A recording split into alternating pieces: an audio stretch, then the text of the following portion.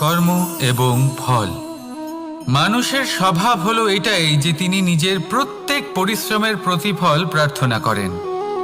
বেশিরভাগ সময় এই ফলাফলের চিন্তা করতে করতে, কল্পনা করতে করতে উনি কর্ম করতে থাকেন যে আমি এই কাজটা করলে এই ফল পাবো। সেই সব কল্পনা করতে থাকেন যা না তার হাতে আছে, না আছে অধিকার, আর না আছে নিয়ন্ত্রণ। উনি শুধু নিজের কর্ম করতে পারেন। উনি কি ফল পাবেন তা তার হাতে কখনোই নেই। তাই আপনিও শুধুমাত্র কর্ম করতে থাকুন, ফলের চিন্তা করবেন না। মনে রাখবেন, শিকড় এবং শাখা যেভাবে একে অপরের সাথে জড়িয়ে, সেইভাবেই একে অপরের সাথে জড়িয়ে কর্ম এবং ফল। যেরকম কর্ম আপনি করবেন সেরকম ফল আপনি অবশ্যই পাবেন। তাই এই ফলের আশায় কর্মের সময় কখনোই নষ্ট করবেন না, কারণ যে ব্যক্তি সময় নষ্ট করেন, সময় সেই ব্যক্তিকে অবশ্যই নষ্ট করে দেয়। কর্ম করুন নিঃস্বার্থভাবে, ফলের চিন্তা করবেন না, আর আমার সাথে ভালোবেসে বলুন রাধা রাধা। কর্ম এবং ফল। দেখতে গেলে এই সমস্ত ব্রহ্মাণ্ড এই দুইয়ের মাঝেই স্থির হয়ে আছে। মানুষজন কর্ম করেন ভালো ফল লাভের আশায়, আর ভালো ফল লাভের আশায় উনি এটাই ভুলে যান যে উনি যে কর্ম করছেন তা কি করছেন। আমি বলেছিলাম কর্ম করুন ফলের চিন্তা না করে, কিন্তু কি কর্ম করছেন সেই বিষয়ে ভাবাটাও অত্যন্ত আবশ্যক। নয়তো অনেক সময় আমরা এমন কর্ম করে ফেলি যা না চাইতেও বিষে পরিণত হয়, যা হয়েছে দুঃশাসনের সাথে, দুর্যোধনের সাথে, গুরু দ্রোণের সাথে। একজনের মানসিকতা উচিত ছিল না, একজনের বিবেক উচিত ছিল না, আরেকজন যে পক্ষ নির্বাচন করেছিলেন সেই পক্ষ উচিত ছিল না। আর যা কিছু ওনাদের সাথে হলো, আপনার, আমার, আমাদের সকলের সাথে তা হতে পারে। আমি বলেছিলাম কর্ম করুন, ফলের চিন্তা করবেন না, কিন্তু এই কর্মের বিষয়ে বিচার করে দেখাটাও ততটাই আবশ্যক। দেখুন, কর্ম করার উচিত প্রক্রিয়া ফলের চিন্তা না করা, কিন্তু যদি আপনার কর্ম শুভ হয় তাহলে তার ফলও নিয়তি আপনাকেই দেবে।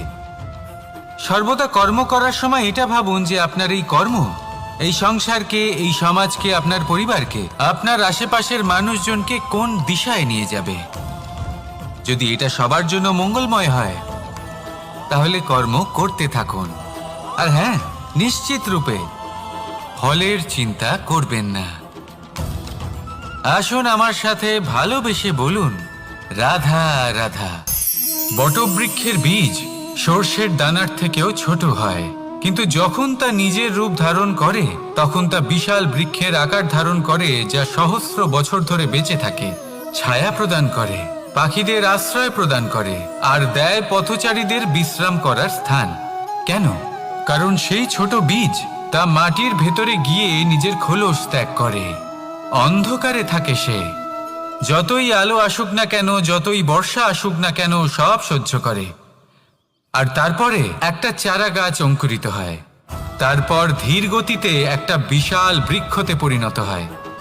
দেখুন, জীবনে কঠিন সময় আসে, এই জন্য নয় যে আপনি হার মেনে নেবেন, এই জন্য আসে যাতে আপনি ভবিষ্যৎ নির্মাণের জন্য নিজেকে তৈরি করতে পারেন। যদি কঠিন সময়ে আপনি ওই বীজের মতো দৃঢ় হয়ে থাকতে পারেন, তাহলে আপনিও একদিন সেই বিশাল বৃক্ষের মতো নিজের অস্তিত্ব গড়ে তুলতে পারবেন, যা সহস্র বছর পর্যন্ত মনে রাখা হবে। আসুন আমার সাথে ভালোবেসে বলুন রাধা রাধা। এই ব্রহ্মাণ্ড কত বৃহৎ, তাই না? যার সম্মুখে এই পৃথিবীকেও একটা বিন্দুর মতো মনে হয়। আর এই পৃথিবীতে আমরা কে হই, আমাদের আকার কিরকম, আমাদের অস্তিত্বই বা কি? যখন আমরা এভাবে ভাবি তখন মনে হয় আমরা কিছুই নই। তা আমরা যখন কিছুই নই, তাহলে আমরা এত চিন্তা করি কেন? কি ভেবে ভয় পাই? কাকেই বা এত ভয় পাই? কে আমাদের মারতে পারে আর কেই বা আমাদের জন্ম দেবে? আত্মার আসলে না কখনো জন্ম হয় আর না কখনো মৃত্যু। আত্মা শুধুই শরীর বদল করে। আপনি, আমি, আমরা সকলে এই শরীর নয়, আমরা হলাম আত্মা, যা হলো পরম আত্মার পরম অঙ্গ। সেই জন্য মনে রাখবেন, বাইরের কোথাও দেখবেন না, নিজের অন্তরের গভীরে গিয়ে দেখুন, আত্মাকে উপলব্ধি করতে শিখুন। ক্লেশ, ভয়, চিন্তা, এই সব কিছুর থেকে নিজেকে দূরে রাখুন, তাহলেই উপলব্ধি করতে পারবেন পরমাত্মা কে। তাহলে আসুন আমার সাথে ভালোবেসে বলুন, রাধা রাধা। পরিবর্তন এই সংসারের শাশ্বত নিয়ম। কোনো রাজা নেই যিনি চিরকাল রাজা থাকেন, কোনো ধনী ব্যক্তি নেই যিনি চিরকাল ধনী থাকবেন। এই সংসারে সূর্যের স্থান নেওয়ার জন্য চন্দ্রিমার আগমন ঘটে। কোন স্থান যাকে পতিত বলা হয়েছিল সেখানে মহল তৈরি হয়েছে। কোন স্থান যাকে আজ মলিন বলা হয়েছে কাল সেখানে মন্দিরও স্থাপন হতে পারে। কোনো ঋতু চিরকালের জন্য থাকে না, কখনো সময় চিরকাল একরকম থাকে না। আজ যে আপনার কাছে রয়েছে কাল অন্য কারোর ছিল, আজ যে আপনার কাছে রয়েছে কাল তা অন্য কারোর কাছে চলে যাবে। আপনার সাথে কিছু থাকলে তা হলো আপনার কর্ম, কিন্তু সেই কর্মের পরিণামও আপনার নয়। আপনি শুধু কর্ম করুন, বাকি সবকিছুই পরিবর্তনশীল। কিন্তু সেই পরিবর্তনকে দেখে ভয় পাওয়ার প্রয়োজন নেই, তাকে স্বাগত জানান। যদি আপনি হাসি মুখে সেই পরিবর্তনকে স্বাগত জানান, তাহলে এই পরিবর্তনও হাসি মুখে আপনার সাথে থাকবে। আসুন আমার সাথে ভালোবেসে বলুন, রাধা রাধা। সঞ্চয়। মানুষের যখন থেকে বোধবুদ্ধি হয় সঞ্চয় করতে আরম্ভ করে দেন। সঞ্চয় করতে থাকেন ভোজনের, সঞ্চয় অর্থের, সঞ্চয় শক্তির। নিজের জন্য করেন, নিজের পরিবারের জন্য করেন, নিজের স্ত্রীর জন্য করেন, সন্তানের জন্য করেন, সন্তানের সন্তানের জন্যও সঞ্চয় করেন। সঞ্চয় করার জন্য ওনার কাছে অনেক কারণ রয়েছে, কারণ উনি এটা ভাবেন যে এই সঞ্চিত শক্তির জন্য কেউ ওনার কোনো ক্ষতি করতে পারবে না। মানুষ ভুলে যান একটা গুরুত্বপূর্ণ কথা, এই সত্য, উনি এই সংসারে খালি হাতেই এসেছিলেন আর এখান থেকে ওনাকে খালি হাতেই যেতে হবে। যা এখানকার তা এখানেই থেকে যাবে। আর যদি কিছু ওনার সাথে যায় তা হলো ওনার কর্ম, আর কিচ্ছু নয়। তাই যদি কিছু অর্জন করতে চান তাহলে শুভ কর্ম অর্জন করুন, আত্মশক্তি অর্জন করুন, কারণ পরলোকে এটাই হবে আপনার সম্পত্তি। তাহলে কি এটা আপনি অর্জন করতে চান না? আসুন আর আমার সাথে ভালোবেসে বলুন, রাধা রাধা। সদিচ্ছা। দেখতে গেলে 3 অক্ষরে তৈরি এই শব্দ, কিন্তু সমস্ত ত্রিলোক তার উপরেই আধারিত। আপনি এই সংসারে এসেছেন, তখন অবশ্যই শ্বাস নেবেন, কিন্তু তার বদলে আপনাকে কিছু তো দিতেই হবে। আপনার উপর নির্ভর করছে আপনি কি দেবেন। কি দেবেন এই সংসারকে, এই সমাজকে, নিজের পরিবারকে, আর তার বদলে কি নেবেন? যশ নাকি অপযশ? দেখুন, এক ছিল রাবণ, যে কিনা সমুদ্র পার করল সীতাকে অপহরণ করার জন্য, আর এক ছিলেন রামচন্দ্র, যিনি সমুদ্র পার করেছিলেন, সেতু বানিয়ে গিয়েছিলেন সীতাকে ফিরিয়ে নিয়ে আসার জন্য। দুজনেই সমুদ্র পার করেছিলেন, শুধু পার্থক্য ছিল সদিচ্ছাকে বোঝার, লক্ষ্যের। অনেক মানুষের যাত্রা একরকম হতেই পারে, কিন্তু আনন্দ তখনই লাভ করবেন যখন লক্ষ্য শুভ হবে, মহান হবে। এই লক্ষ্য দিয়ে এই সংসারের কল্যাণ হবে এবং মানুষের সম্মান হবে। যদি আপনার সংকল্প উচিত হয় তাহলে আপনার লক্ষ্য উচিতই হবে, নয়তো শুধুমাত্র বিনাশ হবে। আর উচিত এটাই হবে যে বিনাশের হাত থেকে যেন নিজেকে বাঁচানো যায়, কি বলেন?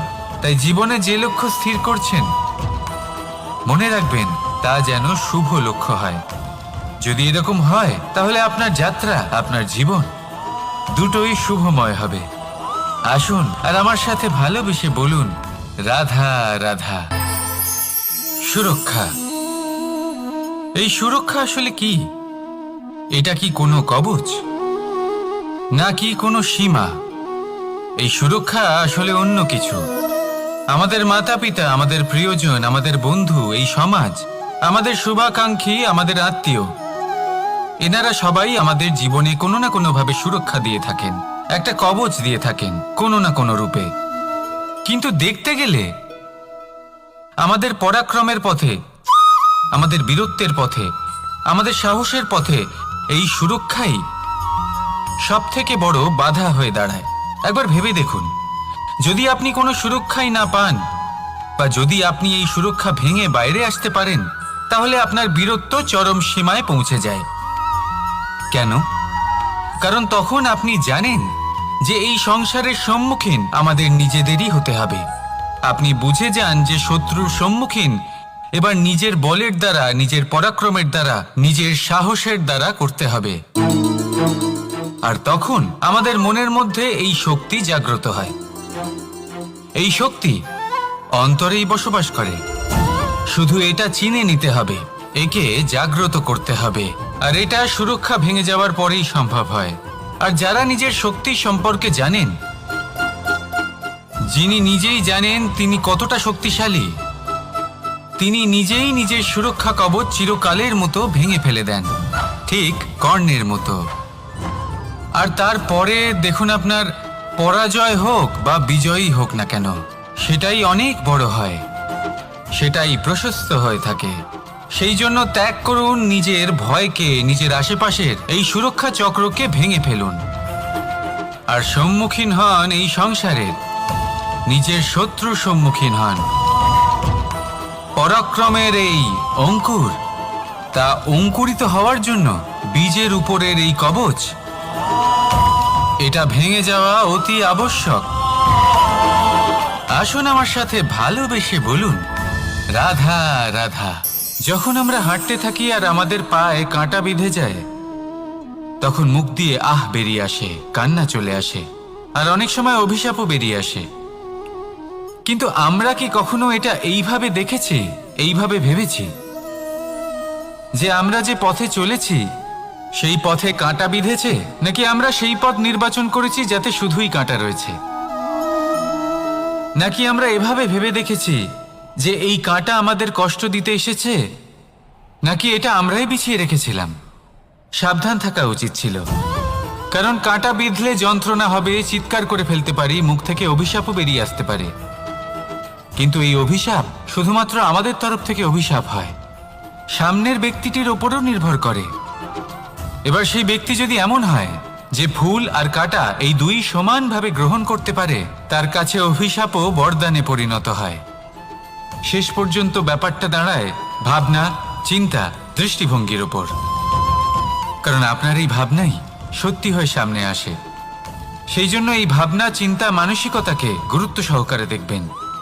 এই বিবেচনা নিয়ে বিবেচনা করতে শিখুন।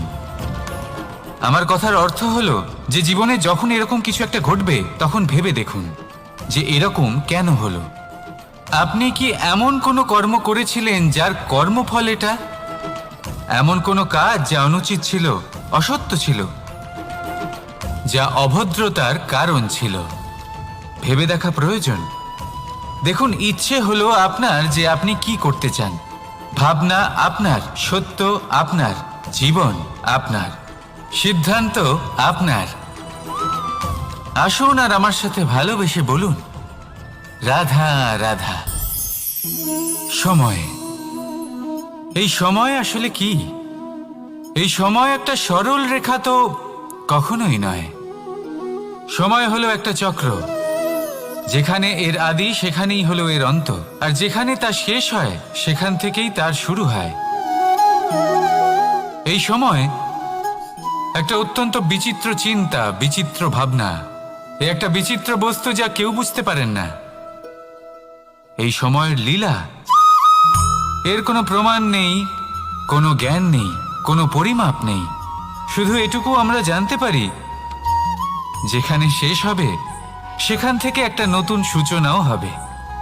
যা আজ আপনার কাছে আছে, কাল অন্য কারোর কাছে যাবে, তারপরে তার কাছ থেকেও অন্য কারোর কাছে যাবে, তারপরে তার থেকেও ছিনিয়ে নেওয়া হবে। এই নিয়তির একজনের কাছ থেকে অন্যজনের কাছে আদান প্রদানের এই সময় হলো আপনার সময়। এই সময়ের সদ্ব্যবহার করুন, এই সময়কে বাঁচুন। আপনাকে শুধু এটাই সুনিশ্চিত করতে হবে যে আপনি কোন পক্ষে আছেন। আর সত্যি বলতে কি, আপনার জীবনের পরিণাম নির্ভর করে আপনার নির্বাচনের ওপর। আপনি কোন পক্ষ নির্বাচন করছেন। তাহলে মনে রাখবেন, জীবনে সেই পক্ষই নির্বাচন করবেন যা চয়ন করার পরে আপনি সুখ অনুভব করবেন, আপনি সন্তোষ লাভ করবেন, প্রসন্নতা লাভ করবেন। আর আমি এটাই সুনিশ্চিত করব যে এই পক্ষ যেন শান্তির পক্ষ হয়, এই পক্ষই যেন প্রেমের পক্ষ হয়। তাহলে চিন্তা করবেন না, আর আসুন আমার সাথে ভালোবেসে বলুন, রাধা রাধা। দৃষ্টি আর দৃষ্টিভঙ্গি, এই সমগ্র লীলা হলো এই দুইয়ের। বিচিত্র হতে পারে, কিন্তু এটাই সত্যি। এবার আপনাকে একটা উদাহরণ দিয়ে বোঝাই। অনেক সময় আপনি কোনো ব্যক্তিকে এটা বলতে শুনবেন যে আমি আমার নিজের উপরে গর্ব করি, আমি নিজেকে নিয়ে গর্ব করি, আমি খুব ভালোভাবে আমার মা বাবার সেবা করি, ওনাদের আমি সবসময় সুখী রাখি, ওনাদের আমি একটা বাড়ি দিয়েছি, সকল সুখ সুবিধা দিয়েছি, ওনাদের জীবনে প্রত্যেক জিনিস দিয়েছি আর দেব যা তাদের প্রয়োজন। এবার আমাকে বলুন যে আপনি কে হন। আপনি হলেন সেই বীজ যা আপনার মাতা পিতা রোপণ করেছেন। আপনার মা বাবাই আপনাকে এই সংসারে জন্ম দিয়েছেন। এবার এইসব কথার কি তাৎপর্য? এই হলো সেই ব্যক্তির দৃষ্টিভঙ্গি। এবার দেখা যাক এই প্রকৃতি আমাদের কি শেখায়। কখনো কোনো গাছকে দেখবেন, যখন সেই গাছে ফল আসে, সে মালিকে এটা বলে না যে দেখো আমি তোমাকে ফল খেতে দিচ্ছি। সেই বৃক্ষ এটা বলে না যে দেখো আমি তোমায় আহার করতে দিচ্ছি, কারণ ও জানে যে এটা হলো সেই মালির পরিশ্রম, এটা হলো তারই কর্মের ফল, আর এটা তারই পাওয়া উচিত। সে বলে যে তোমার জিনিস তোমাকেই অর্পণ করলাম, এ আমার জিনিস নয়। ও জানে সেই মালির গুরুত্ব আসলে কি। এটা হলো তার দৃষ্টিভঙ্গি।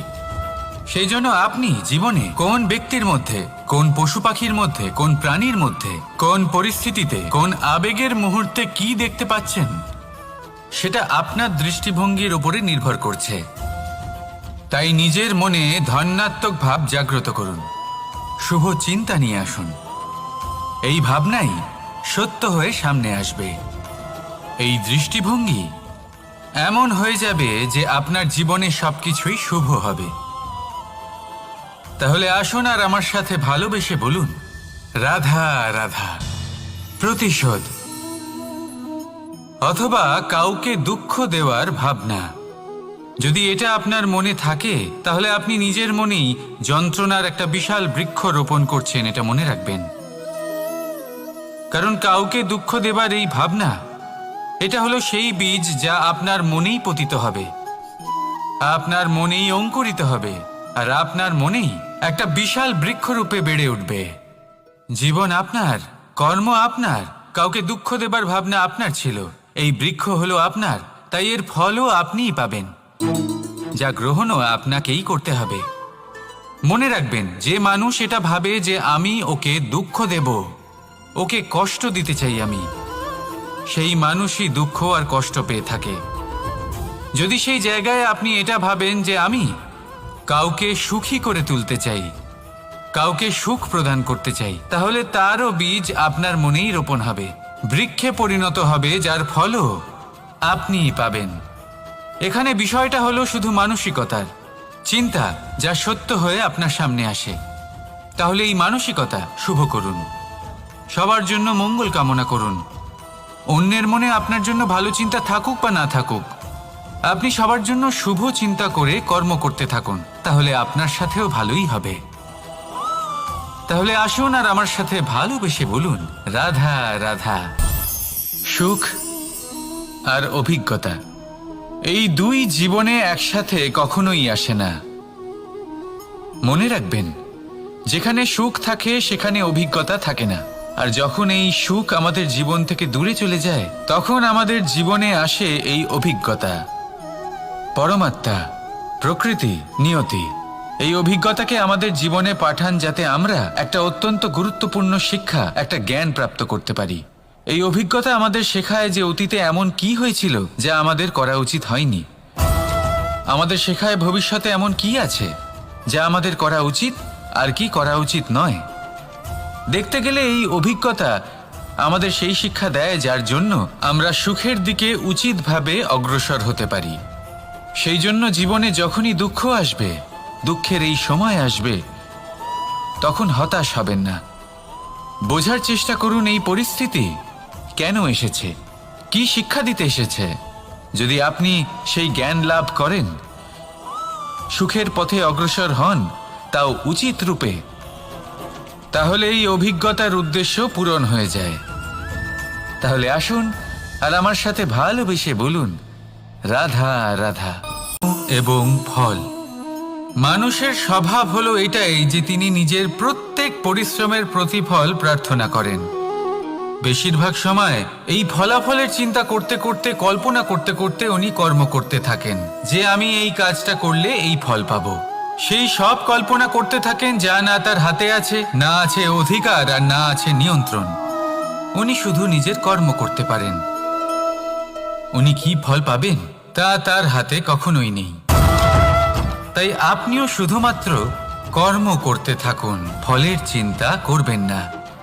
মনে রাখবেন, শিকড় এবং শাখা যেভাবে একে অপরের সাথে জড়িয়ে, সেইভাবেই একে অপরের সাথে জড়িয়ে কর্ম এবং ফল। যেরকম কর্ম আপনি করবেন, সেরকম ফল আপনি অবশ্যই পাবেন।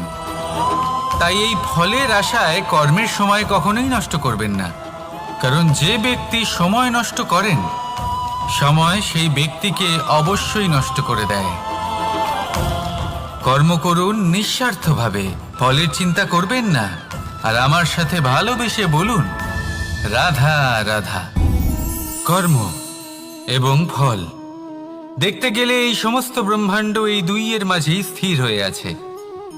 মানুষজন কর্ম করেন ভালো ফল লাভের আশায়, আর ভালো ফল লাভের আশায় উনি এটাই ভুলে যান যে উনি যে কর্ম করছেন তা কি করছেন। আমি বলেছিলাম কর্ম করুন ফলের চিন্তা না করে, কিন্তু কি কর্ম করছেন সেই বিষয়ে ভাবাটাও অত্যন্ত আবশ্যক। নয়তো অনেক সময় আমরা এমন কর্ম করে ফেলি যা না চাইতেও বিষে পরিণত হয়, যা হয়েছে দুঃশাসনের সাথে, দুর্যোধনের সাথে, গুরু দ্রোণের সাথে। একজনের মানসিকতা উচিত ছিল না, একজনের বিবেক উচিত ছিল না, আরেকজন যে পক্ষ নির্বাচন করেছিলেন সেই পক্ষ উচিত ছিল না। আর যা কিছু ওনাদের সাথে হলো, আপনার, আমার, আমাদের সকলের সাথে তা হতে পারে। আমি বলেছিলাম কর্ম করুন, ফলের চিন্তা করবেন না, কিন্তু এই কর্মের বিষয়ে বিচার করে দেখাটাও ততটাই আবশ্যক। দেখুন, কর্ম করার উচিত প্রক্রিয়া ফলের চিন্তা না করা, কিন্তু যদি আপনার কর্ম শুভ হয়, তাহলে তার ফলও নিয়তি আপনাকেই দেবে।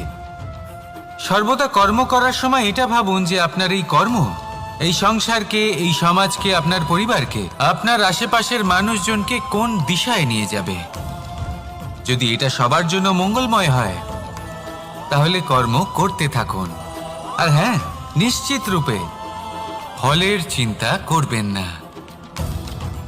আসুন আমার সাথে ভালোবেসে বলুন, রাধা রাধা।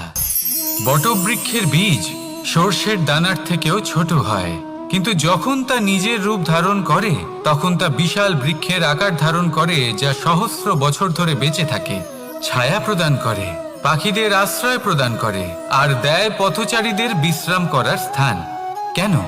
কারণ সেই ছোট বীজ তা মাটির ভেতরে গিয়ে নিজের খোলস ত্যাগ করে। অন্ধকারে থাকে সে, যতই আলো আসুক না কেন, যতই বর্ষা আসুক না কেন, সব সহ্য করে। আর তারপরে একটা চারা গাছ অঙ্কুরিত হয়, তারপর ধীর গতিতে একটা বিশাল বৃক্ষতে পরিণত হয়। দেখুন, জীবনে কঠিন সময় আসে, এই জন্য নয় যে আপনি হার মেনে নেবেন, এই জন্য আসে যাতে আপনি ভবিষ্যৎ নির্মাণের জন্য নিজেকে তৈরি করতে পারেন। যদি কঠিন সময়ে আপনি ওই বীজের মতো দৃঢ় হয়ে থাকতে পারেন, তাহলে আপনিও একদিন সেই বিশাল বৃক্ষের মতো নিজের অস্তিত্ব গড়ে তুলতে পারবেন, যা সহস্র বছর পর্যন্ত মনে রাখা হবে। আসুন আমার সাথে ভালোবেসে বলুন, রাধা রাধা। এই ব্রহ্মাণ্ড কত বৃহৎ, তাই না? যার সম্মুখে এই পৃথিবীকেও একটা বিন্দুর মতো মনে হয়। আর এই পৃথিবীতে আমরা কে হই, আমাদের আকার কিরকম, আমাদের অস্তিত্বই বা কি? যখন আমরা এভাবে ভাবি তখন মনে হয় আমরা কিছুই নই। তা আমরা যখন কিছুই নই তাহলে আমরা এত চিন্তা করি কেন? কি ভেবে ভয় পাই? কাকেই বা এত ভয় পাই? কে আমাদের মারতে পারে আর কেই বা আমাদের জন্ম দেবে? আত্মার আসলে না কখনো জন্ম হয় আর না কখনো মৃত্যু। আত্মা শুধুই শরীর বদল করে। আপনি, আমি, আমরা সকলে এই শরীর নয়, আমরা হলাম আত্মা, যা হলো পরম আত্মার পরম অঙ্গ। সেই জন্য মনে রাখবেন, বাইরের কোথাও দেখবেন না, নিজের অন্তরের গভীরে গিয়ে দেখুন, আত্মাকে উপলব্ধি করতে শিখুন।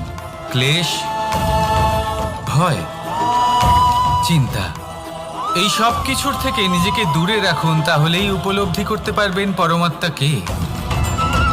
তাহলে আসুন আমার সাথে ভালোবেসে বলুন, রাধা রাধা। পরিবর্তন এই সংসারের শাশ্বত নিয়ম। কোনো রাজা নেই যিনি চিরকাল রাজা থাকেন, কোনো ধনী ব্যক্তি নেই যিনি চিরকাল ধনী থাকবেন।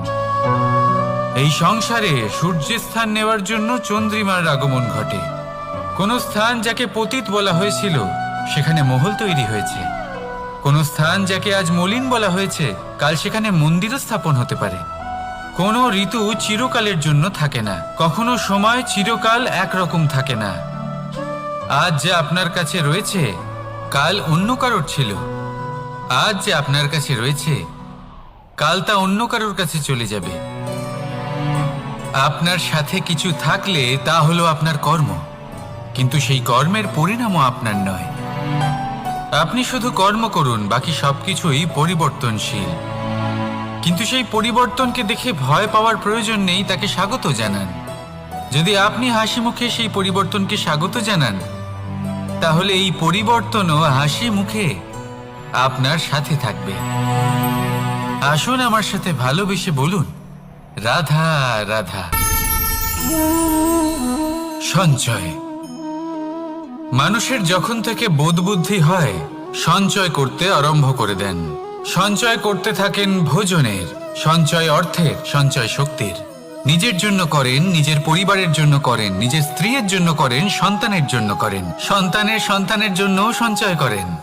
সঞ্চয় করার জন্য ওনার কাছে অনেক কারণ রয়েছে, কারণ উনি এটা ভাবেন যে এই সঞ্চিত শক্তির জন্য কেউ ওনার কোনো ক্ষতি করতে পারবে না। মানুষ ভুলে যান একটা গুরুত্বপূর্ণ কথা, এই সত্য, উনি এই সংসারে খালি হাতেই এসেছিলেন আর এখান থেকে ওনাকে খালি হাতেই যেতে হবে। যা এখানকার তা এখানেই থেকে যাবে। আর যদি কিছু ওনার সাথে যায় তা হলো ওনার কর্ম, আর কিচ্ছু নয়। তাই যদি কিছু অর্জন করতে চান তাহলে শুভ কর্ম অর্জন করুন, আত্মশক্তি অর্জন করুন, কারণ পরলোকে এটাই হবে আপনার সম্পত্তি। তাহলে কি এটা আপনি অর্জন করতে চান না? আসুন আর আমার সাথে ভালোবেসে বলুন, রাধা রাধা। সদিচ্ছা। দেখতে গেলে 3 অক্ষরে তৈরি এই শব্দ, কিন্তু সমস্ত ত্রিলোক তার উপরেই আধারিত। আপনি এই সংসারে এসেছেন, তখন অবশ্যই শ্বাস নেবেন, কিন্তু তার বদলে আপনাকে কিছু তো দিতেই হবে। আপনার উপর নির্ভর করছে আপনি কি দেবেন। কি দেবেন এই সংসারকে, এই সমাজকে, নিজের পরিবারকে, আর তার বদলে কি নেবেন?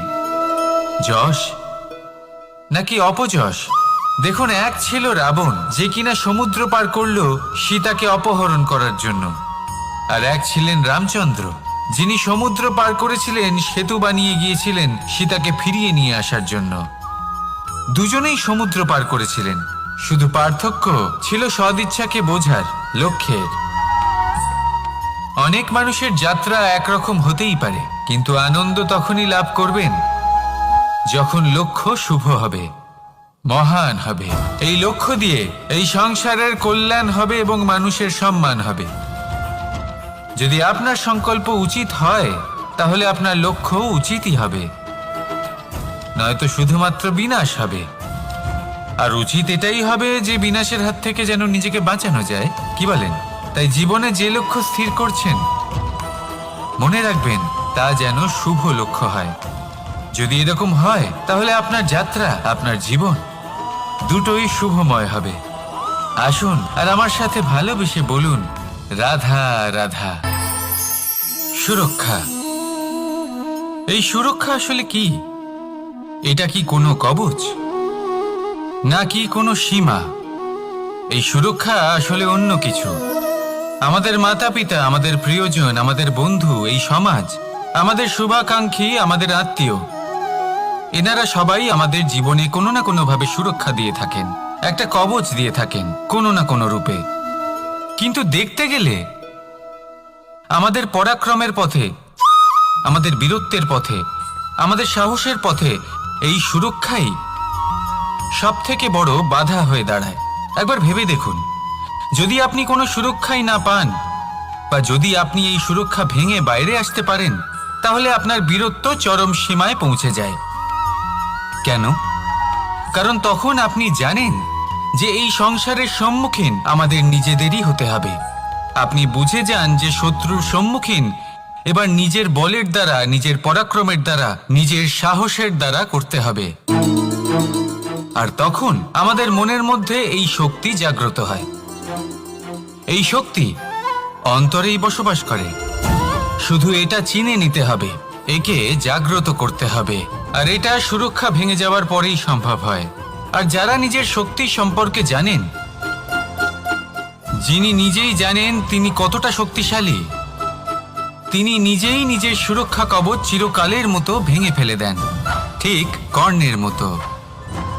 আর তারপরে দেখুন, আপনার পরাজয় হোক বা বিজয়ী হোক না কেন, সেটাই অনেক বড় হয়, সেটাই প্রশস্ত হয়ে থাকে।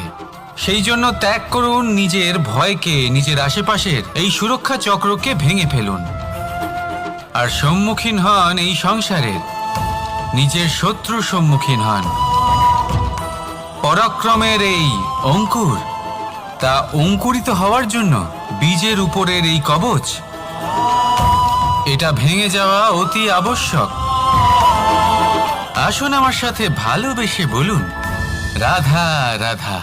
যখন আমরা হাঁটতে থাকি আর আমাদের পায়ে কাঁটা বিঁধে যায়, তখন মুখ দিয়ে আহ বেরিয়ে আসে, কান্না চলে আসে, আর অনেক সময় অভিশাপও বেরিয়ে আসে। কিন্তু আমরা কি কখনো এটা এইভাবে দেখেছি, এইভাবে ভেবেছি যে আমরা যে পথে চলেছি সেই পথে কাঁটা বিঁধেছে, নাকি আমরা সেই পথ নির্বাচন করেছি যাতে শুধুই কাঁটা রয়েছে? নাকি আমরা এভাবে ভেবে দেখেছি যে এই কাঁটা আমাদের কষ্ট দিতে এসেছে, নাকি এটা আমরাই বিছিয়ে রেখেছিলাম? সাবধান থাকা উচিত ছিল, কারণ কাঁটা বিঁধলে যন্ত্রণা হবে, চিৎকার করে ফেলতে পারি, মুখ থেকে অভিশাপও বেরিয়ে আসতে পারে। কিন্তু এই অভিশাপ শুধুমাত্র আমাদের তরফ থেকে অভিশাপ হয়, সামনের ব্যক্তিটির ওপরও নির্ভর করে।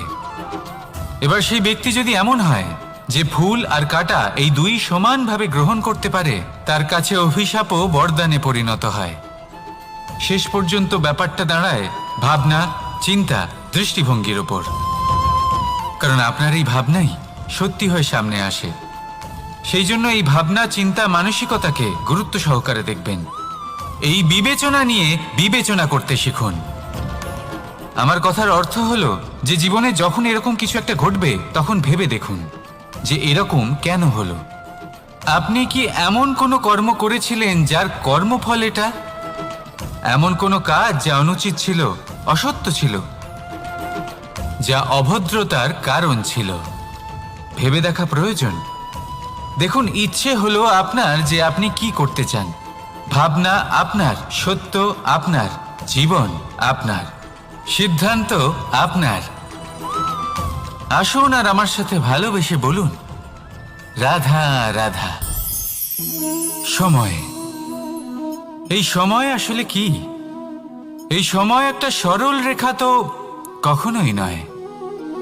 সময় হলো একটা চক্র, যেখানে এর আদি সেখানেই হলো এর অন্ত, আর যেখানে তা শেষ হয় সেখান থেকেই তার শুরু হয়। এই সময় একটা অত্যন্ত বিচিত্র চিন্তা, বিচিত্র ভাবনা, একটা বিচিত্র বস্তু যা কেউ বুঝতে পারেন না। এই সময়ের লীলা, এর কোনো প্রমাণ নেই, কোনো জ্ঞান নেই, কোনো পরিমাপ নেই। শুধু এটুকু আমরা জানতে পারি, যেখানে শেষ হবে সেখান থেকে একটা নতুন সূচনাও হবে। যা আজ আপনার কাছে আছে কাল অন্য কারোর কাছে যাবে, তারপরে তার কাছ থেকেও অন্য কারোর কাছে যাবে, তারপরে তার থেকেও ছিনিয়ে নেওয়া হবে। এই নিয়তির একজনের কাছ থেকে অন্যজনের কাছে আদান প্রদানের এই সময় হলো আপনার সময়। এই সময়ের সদ্ব্যবহার করুন, এই সময়কে বাঁচুন। আপনাকে শুধু এটাই সুনিশ্চিত করতে হবে যে আপনি কোন পক্ষে আছেন। আর সত্যি বলতে কি, আপনার জীবনের পরিণাম নির্ভর করে আপনার নির্বাচনের ওপর। আপনি কোন পক্ষ নির্বাচন করছেন। তাহলে মনে রাখবেন, জীবনে সেই পক্ষই নির্বাচন করবেন যা চয়ন করার পরে আপনি সুখ অনুভব করবেন, আপনি সন্তোষ লাভ করবেন, প্রসন্নতা লাভ করবেন। আর আমি এটাই সুনিশ্চিত করব যে এই পক্ষ যেন শান্তির পক্ষ হয়, এই পক্ষই যেন প্রেমের পক্ষ হয়। তাহলে চিন্তা করবেন না, আর আসুন আমার সাথে ভালোবেসে বলুন, রাধা রাধা। দৃষ্টি আর দৃষ্টিভঙ্গি, এই সমগ্র লীলা হলো এই দুইয়ের। বিচিত্র হতে পারে, কিন্তু এটাই সত্যি। এবার আপনাকে একটা উদাহরণ দিয়ে বোঝাই। অনেক সময় আপনি কোনো ব্যক্তিকে এটা বলতে শুনবেন যে আমি আমার নিজের উপরে গর্ব করি, আমি নিজেকে নিয়ে গর্ব করি, আমি খুব ভালোভাবে আমার মা বাবার সেবা করি, ওনাদের আমি সবসময় সুখী রাখি, ওনাদের আমি একটা বাড়ি দিয়েছি, সকল সুখ সুবিধা দিয়েছি, ওনাদের জীবনে প্রত্যেক জিনিস দিয়েছি আর দেব যা তাদের প্রয়োজন। এবার আমাকে বলুন যে আপনি কে হন। আপনি হলেন সেই বীজ যা আপনার মাতা পিতা রোপণ করেছেন। আপনার মা বাবাই আপনাকে এই সংসারে জন্ম দিয়েছেন। এবার এইসব কথার কি তাৎপর্য? এই হলো সেই ব্যক্তির দৃষ্টিভঙ্গি। এবার দেখা যাক এই প্রকৃতি আমাদের কি শেখায়। কখনো কোনো গাছকে দেখবেন, যখন সেই গাছে ফল আসে, সে মালিকে এটা বলে না যে দেখো আমি তোমাকে ফল খেতে দিচ্ছি। সেই বৃক্ষ এটা বলে না যে দেখো আমি তোমায় আহার করতে দিচ্ছি, কারণ ও জানে যে এটা হলো সেই মালির পরিশ্রম, এটা হলো তারই কর্মের ফল, আর এটা তারই পাওয়া উচিত। সে বলে যে তোমার জিনিস তোমাকেই অর্পণ করলাম, এ আমার জিনিস নয়। ও জানে সেই মালির গুরুত্ব আসলে কি। এটা হলো তার দৃষ্টিভঙ্গি। সেই জন্য আপনি জীবনে কোন ব্যক্তির মধ্যে, কোন পশু পাখির মধ্যে, কোন প্রাণীর মধ্যে, কোন পরিস্থিতিতে, কোন আবেগের মুহূর্তে কি দেখতে পাচ্ছেন, সেটা আপনার দৃষ্টিভঙ্গির উপরে নির্ভর করছে। তাই নিজের মনে ধন্যাত্মক ভাব জাগ্রত করুন, শুভ চিন্তা নিয়ে আসুন। এই ভাবনাই সত্য হয়ে সামনে আসবে। এই দৃষ্টিভঙ্গি এমন হয়ে যাবে যে আপনার জীবনে সবকিছুই শুভ হবে। তাহলে আসুন আর আমার সাথে ভালোবেসে বলুন, রাধা রাধা। প্রতিশোধ অথবা কাউকে দুঃখ দেওয়ার ভাবনা, যদি এটা আপনার মনে থাকে, তাহলে আপনি নিজের মনেই যন্ত্রণার একটা বিশাল বৃক্ষ রোপণ করছেন, এটা মনে রাখবেন। কারণ কাউকে দুঃখ দেবার এই ভাবনা, এটা হলো সেই বীজ যা আপনার মনেই পতিত হবে, আপনার মনেই অঙ্কুরিত হবে, আর আপনার মনেই একটা বিশাল বৃক্ষরূপে বেড়ে উঠবে। জীবন আপনার, কর্ম আপনার, কাউকে দুঃখ দেবার ভাবনা আপনার ছিল, এই বৃক্ষ হলো আপনার, তাই এর ফলও আপনিই পাবেন, যা গ্রহণও আপনাকেই করতে হবে। মনে রাখবেন, যে মানুষ এটা ভাবে যে আমি ওকে দুঃখ দেব, ওকে কষ্ট দিতে চাই আমি, সেই মানুষই দুঃখ আর কষ্ট পেয়ে থাকে। যদি সেই জায়গায় আপনি এটা ভাবেন যে আমি কাউকে সুখী করে তুলতে চাই, কাউকে সুখ প্রদান করতে চাই, তাহলে তারও বীজ আপনার মনেই রোপণ হবে, বৃক্ষে পরিণত হবে, যার ফলও আপনিই পাবেন। এখানে বিষয়টা হলো শুধু মানসিকতার চিন্তা, যা সত্য হয়ে আপনার সামনে আসে। তাহলে এই মানসিকতা শুভ করুন, সবার জন্য মঙ্গল কামনা করুন। অন্যের মনে আপনার জন্য ভালো চিন্তা থাকুক বা না থাকুক, আপনি সবার জন্য শুভ চিন্তা করে কর্ম করতে থাকুন, তাহলে আপনার সাথেও ভালোই হবে। তাহলে আসুন আর আমার সাথে ভালোবেসে বলুন, রাধা রাধা।